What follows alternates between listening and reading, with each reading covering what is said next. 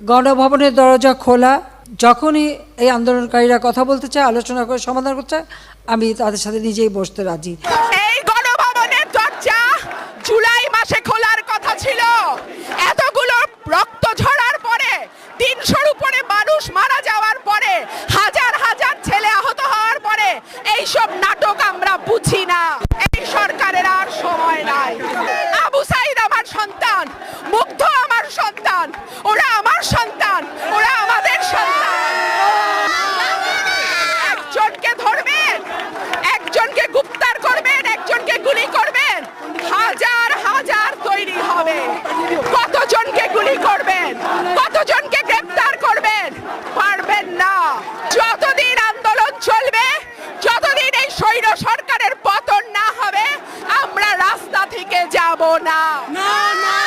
আমার আসার উদ্দেশ্য একটাই, আমি বাংলাদেশের মানুষ, আমি বাংলাদেশের নাগরিক, আমি মুক্তিযোদ্ধা পরিবারের সন্তান। বাংলাদেশের ভাষা আন্দোলন থেকে মুক্তিযুদ্ধ, আমার বাবার অবদান আমি জানি, দেশের মানুষ জানে।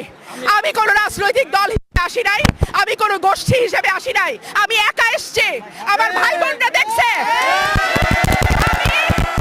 আমি একা আসছি, আমার সাথে কেউ আসে নাই, আমি কাউকে ডাকি নাই, আমি কোনো দলকে ডাকি নাই।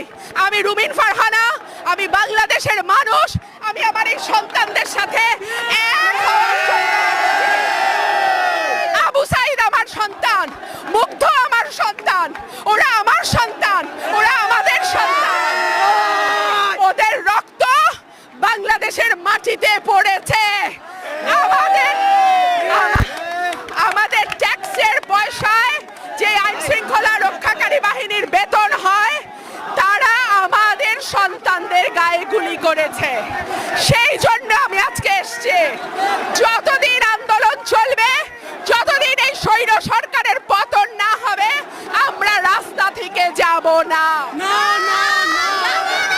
একজনকে ধরবেন, একজনকে গ্রেফতার করবেন, একজনকে গুলি করবেন, হাজার হাজার তৈরি হবে। কতজনকে গুলি করবেন, কতজনকে গ্রেফতার করবেন? পারবেন না। এই সরকারের আর সময় নাই। এই গণভবনের দরজা জুলাই মাসে খোলার কথা ছিল। এতগুলো রক্ত ঝরার পরে, ৩০০-র উপরে মানুষ মারা যাওয়ার পরে, হাজার হাজার ছেলে আহত হওয়ার পরে এইসব নাটক আমরা বুঝি না। শেখ হাসিনার পদত্যাগ, দফা এক দাবি এক। শেখ হাসিনার পদত্যাগ, দফা এক দাবি এক। শেখ হাসিনার পদত্যাগ। ঢাকা ঢাকা দাবি এক। শেখ হাসিনার পদত্যাগ, দফা এক দাবি এক। শেখ হাসিনার পদত্যাগ, দফা এক দাবি এক। শেখ হাসিনার পদত্যাগ, দফা এক দাবি এক। দফা এক দাবি এক। দফা এক দাবি এক। শেখ হাসিনার পদত্যাগ দিয়েছে রক্ত, আরো দিব রক্ত, আরো দেও রক্ত, দিয়েছি তো রক্ত, দিয়েছে তো রক্ত, আরো দিব রক্ত, আরো দেব রক্ত, দিয়েছি তো রক্ত। দিয়েছে তো রক্ত। হাসিনার পদত্যাগ, বাবা এক দাবি এক। বাবা এক দাবি এক। হাসিনার পদত্যাগ।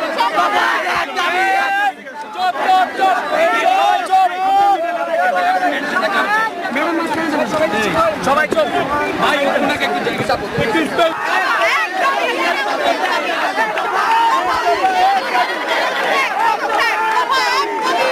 শেখ হাসিনার পদত্যাগ। এক দাবি শেখ হাসিনার পদত্যাগ। শেখ হাসিনার পদত্যাগ।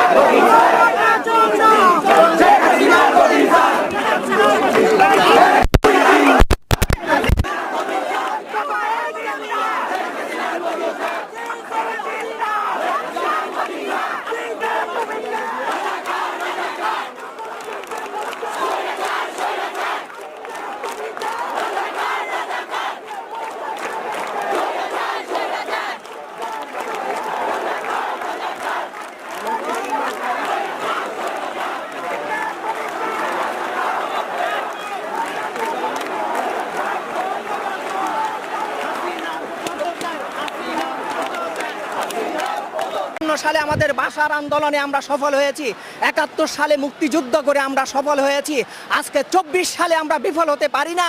এই 24 সালও আপামর ছাত্র জনতার ঐক্যবদ্ধ আন্দোলনের মাধ্যমে সফল হবে বলে আমার বিশ্বাস। আপনারা নেমে আসুন।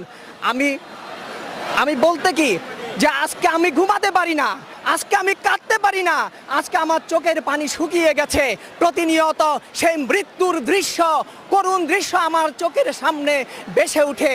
আমি মানতে পারি না। আপনাদের বিবেক জাগ্রত হোক, জাগ্রত বিবেক নিয়ে আপনারা এগিয়ে আসুন, তাহলে দেখবেন আমরা ফয়সালা করতে পারবো, আমরা বিজয় করতে পারবো।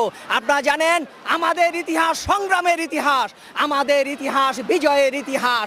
আমরা বিজয় অর্জন করব ইনশাআল্লাহ। ছাত্র জনতার সম্মিলিত প্রচেষ্টার মাধ্যমে, সংগ্রামের মাধ্যমে আমরা বিজয় অর্জন করব। আজকে ছাত্ররা আমাদেরকে শিখিয়ে দিয়ে যাচ্ছে, যে ছাত্রদেরকে কিছুদিন আগে আমরা মনে করেছিলাম তারা মেরুদণ্ডহীন, তারা বোধহয় অনেক কিছুই পারে না, আজকে তাদের কোনো বিবেক নাই, কিন্তু আজকে তারা আমাদেরকে শিখিয়ে দিয়েছে গুলির সামনে, বুলেটের সামনে কিভাবে বুক পেতে দিতে হয়, কিভাবে মৃত্যুকে আলিঙ্গন করতে হয়। তারা আজকে আমাদের আদর্শ। আমি আমার পক্ষ থেকে তাদেরকে স্যালুট জানাই। এবং আমি যে সকল ছাত্র জনতা নিহত হয়েছে তাদের আত্মার মাগফিরাত কামনা করছি। রাজপথ রক্তে রঞ্জিত, এই রক্তে রঞ্জিত রাজপথকে আমরা সেই হায়নারকের কাছে আর সমর্পণ করতে চাই না। আমি আমার এই রক্তে রঞ্জিত রাজপথকে আমার ছাত্র জনতার দখলে রাখতে চাই। আমাদের সেলিব্রিটি আসিস আন্দোলন